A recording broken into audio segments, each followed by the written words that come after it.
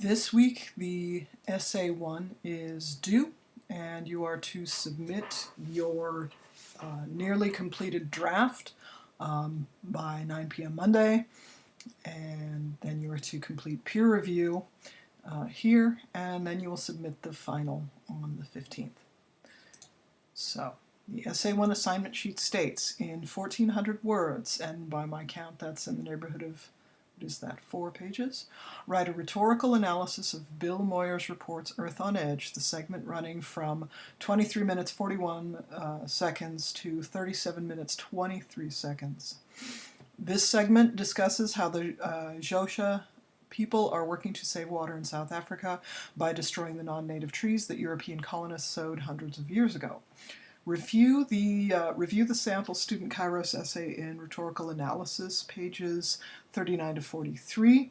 Note that in the introduction of the sample, the student identifies the type of discourse as epideictic in the text under analysis and specifies the arguments it puts forward.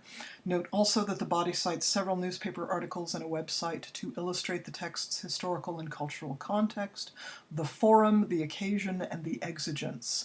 These sources also reflect the audience's presuppositions and how the text was received. You are encouraged to use reliable national and international news articles, as well as any relevant articles we have looked at so far in the class, to contribute to your Kairos analysis.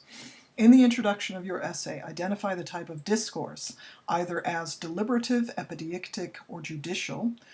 These terms are defined in your text, and you are to decide that the Bill Moyers Report's Earth on Edge segment is one of these, and then the purpose of your paper is to prove that that is true. You want to specify the arguments being put forward. In the body of your paper, you want to cite reliable and relevant sources, for example, newspaper articles, websites, radio or television broadcasts, transcripts, YouTube videos, although those are a bit dicey because it's very hard to know who is giving you the information. So a YouTube video can be reliable if it's from a broadcast of some sort and you can tell who the director is and who the host is and who is being interviewed. But a YouTube video that doesn't have names, that doesn't have dates, that's kind of useless. And it does not provide a cultural context if it is absent of those markers.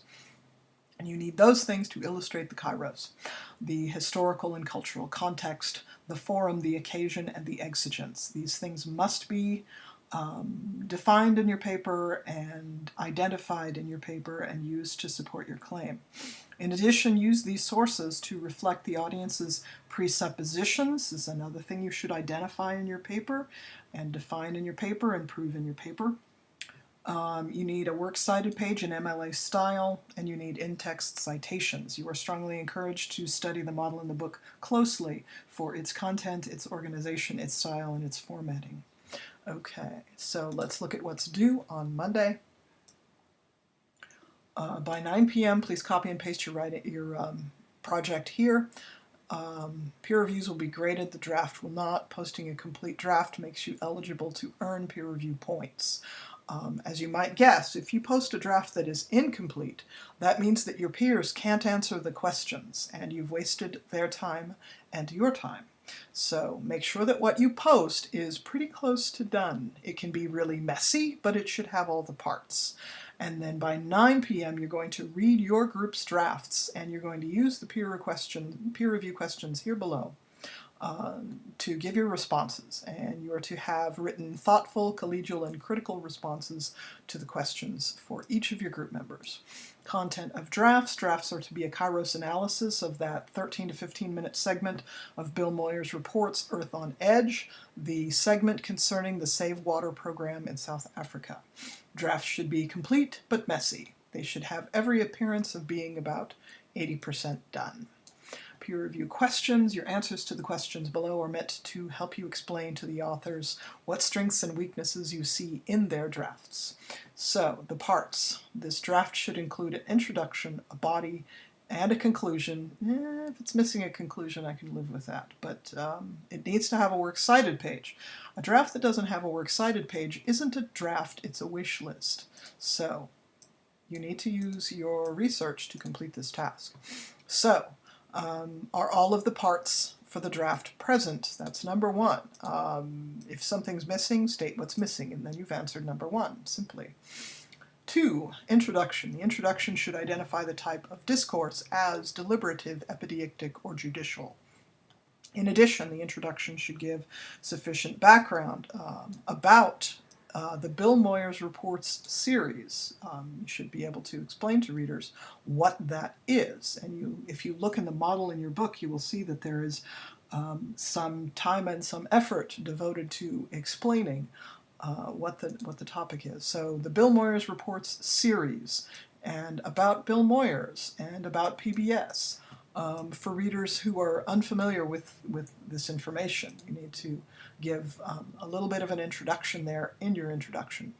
The introduction should also give maybe a topical or thematic background about why the issue addressed is of concern to the viewing audience.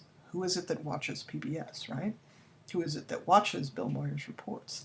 So please discuss what is valuable about your partner's introduction when you do your peer review, and also discuss what content-wise, right, in the content, what could be improved. I ask students, please never, never, never in a peer review talk about people's commas or their spelling or their sentence structure. I have been teaching for over 20 years, and I can tell you definitively that if your partners are having grammar errors, it isn't because they don't know their grammar. It's because their thoughts about what they're writing haven't been clarified yet. So do not waste their time talking to them about commas and spelling and things like that, because that's just the effect. You know, it's like, for example, if someone is having a heart attack, you don't want to help that person be still. That's not helpful, right? That's addressing a symptom. If someone is having a heart attack, you want to get them to a doctor as soon as you possibly can, because you don't want to concern yourself with a symptom. You want to concern yourself with a cause, right? So be a good doctor and focus on content. There we go. Body. Please address the 4 concerns below regarding the quality of your group members' drafts. The body of the draft should support the main claim, which is the type of discourse identified. The body should be divided into several paragraphs, each of which work on their own subpoint. And the subpoints really should be concerned with these terms here, right? Historical and cultural context, forum, occasion, exigence, and of course, audience's presuppositions. So you can actually even have these as topic sentences in your draft, right? Things that you're going to prove. The body should be divided into several paragraphs that work on a subpoint. Body paragraphs should include subclaims, or if you like, topic sentences, right, that support the main claim. Under this topic sentence, there should be a combination of evidence and reasoning. Evidence coming from the news, which indicates what the public is aware of and concerned about. Reasoning used to show how the evidence supports the subclaim. These 3 elements should be in these body paragraphs in order to support the structure of the paper. The body paragraphs, by and large, are going to be deductive, which means that they start with the subclaim or the topic sentence, and then they follow with the smaller bits, the evidence and the reasoning for support. So they're moving from a subclaim or a topic sentence to the reasons and the evidence that support it. That's what deduction means, okay, basically. The draft should have a conclusion, and a good conclusion for a short paper is going to be 1 to 3 sentences long. The good conclusion highlights, especially in the case of a humanities course such as this one, this is an English class, so of course it's humanities, it should highlight, the conclusion should highlight the importance of the essay to the human condition, which is to say, what about us and our lives in this world? Yeah. That's what humanities courses like to focus on. So your conclusion should wrap itself back into that. A good conclusion does not summarize the whole paper. Conclusions that summarize a whole work are only necessary if the work is over 30 pages long. Okay, maybe 16 if it's a very, very complex topic, but generally speaking, you don't summarize a whole paper. Please assume that your readers can remember what your points were when they read them a minute ago. Okay? Please discuss what you find striking as you read your partner's work. Discuss what you find striking or interesting about your partner's conclusions, and or suggest an improvement for the conclusion. And finally, citations. Every source on the Works Cited page should be cited in text and vice versa. Everything that is cited in text should be on the Works Cited page, so give a look. Do these citations match? And where do we go next? When the purpose of the source use is information only, if it's information, your partner should be preferring summaries and paraphrases of sources. You don't plunk a quotation into a paper when all it's doing there is giving information. Because usually when you do, you are, I like to use this analogy, if you drop a quotation into a paper just for information, it's kind of the equivalent of carving a hole in the middle of a pie and sticking a hamburger in it. It doesn't fit, and it's weird, and it's very hard to digest, okay? So, yeah.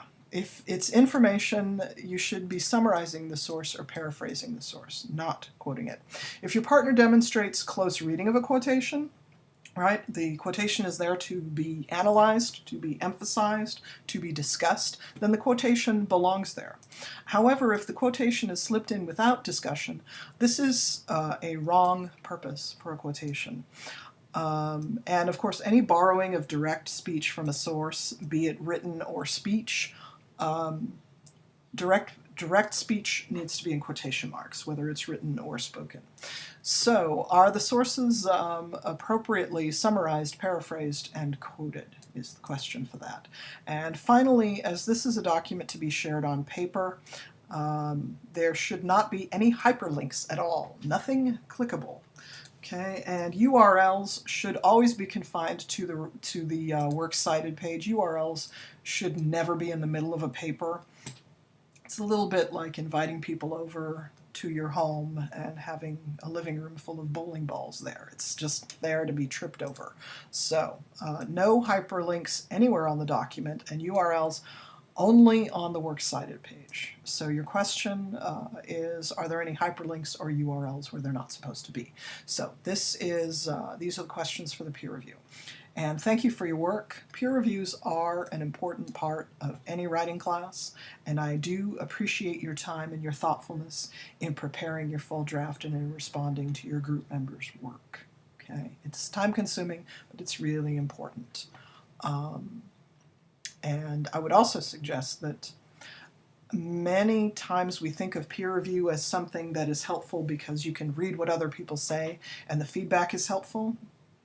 Your partners help you see things that are done well and things that need work, which you may not see yourself because you're the author. It is always easier to see problems in other people's paper, and this is true.